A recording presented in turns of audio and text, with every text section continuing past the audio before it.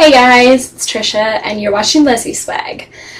It's Wednesday and this week's topic is dating. Pretty broad topic. I think there are a lot of things to think about or that I could talk about when we talk about dating. What do you look for in someone to date? Some of the things I look for, I think, beyond general compatibility. Let's talk about general compatibility. I think you have to really, talk to someone and try and get to know them. It's really awkward to go out on a date with someone who doesn't ever talk at all. But it's also, I think, really annoying to go on a date with someone who all they do is talk.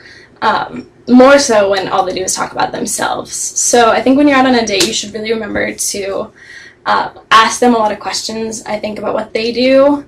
And then, if there's something, that comes up, like she's talking about her, going on a trip to Mexico, and, you've been to Mexico too, say, oh yeah, where did you go in Mexico? I've been to this place. So, if they're talking about, if they're from Arizona, I'd be like, oh, my grandma's from Arizona, where in Arizona you're from? I have relatives in Tucson and Phoenix, and really just try and find ways to connect with them on different levels, just beyond, your mutual attraction to one another. I hope your mutual attraction to one another. That's another thing. I think if you don't try and force an attraction or a connection that isn't really there. I spent so long just, dating people dating boys specifically because, they were there and they were nice and they liked me, and I think the same thing goes for girls. Just because they're there and they're nice and they like you doesn't mean it's gonna work out. So that also doesn't mean you shouldn't give them a chance. You should really try and get to know them, and I guess form a friendship first. You don't want to lead them on and then say, oh, sorry, I was just trying to get to know you. There's a huge difference between leading someone on and trying to get to know them. What should you do on a date? I think the best kinds of dates are the ones where you can get up and do something, but also have time to talk. I'm a total cheeseball, so the concept of mini golf is one that's quite appealing to me. I also like bowling, because those are fun activities, and you really, you learn a lot about someone's personality by when you go and play a sporty thing with them. Are they a sore loser? Are they a cheater? Do they try and cheat? It's really interesting to see how someone interacts in a friendly, competitive environment.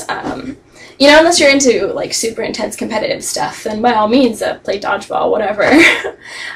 If that's something that you can connect on as your mutual love of intensely competitive sports, go for it.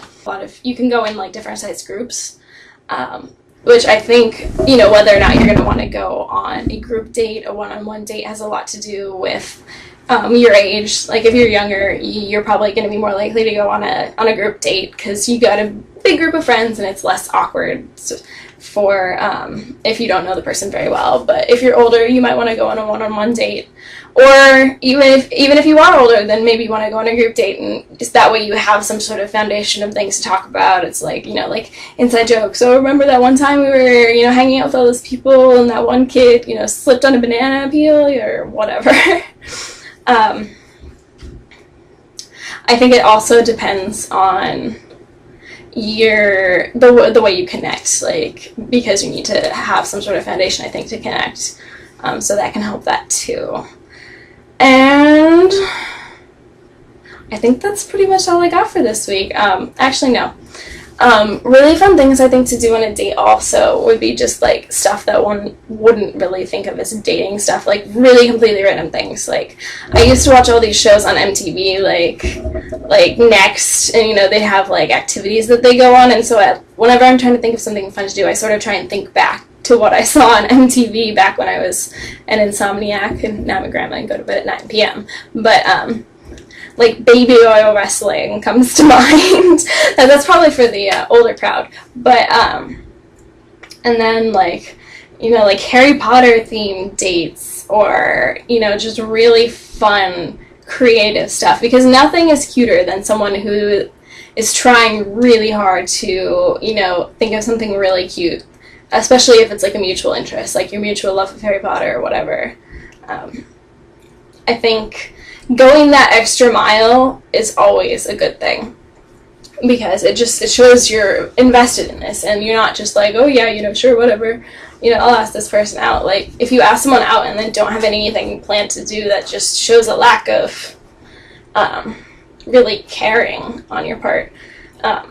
I think another fun thing to do is a picnic, because I'm a total, like, hopeless romantic, and the idea of going out on a picnic in the park on a really beautiful day with delicious food and sparkling grape juice, since I'm under 21, and just all that stuff is just, it's so sweet, and like, you really can't go wrong. I mean, unless you're going out with someone who you know would think, oh, that's so like dorky and unoriginal. I think it's really all about the person you're going out with and the ways you're connecting, and you just have to sort of hone in on those things, like what they like, and you know, what your mutual interests are, and that's going to be the best way to come up with the perfect date, because it'll be something you both enjoy, and you can get to know each other better while you're doing it. Alright, talk to you guys next Wednesday!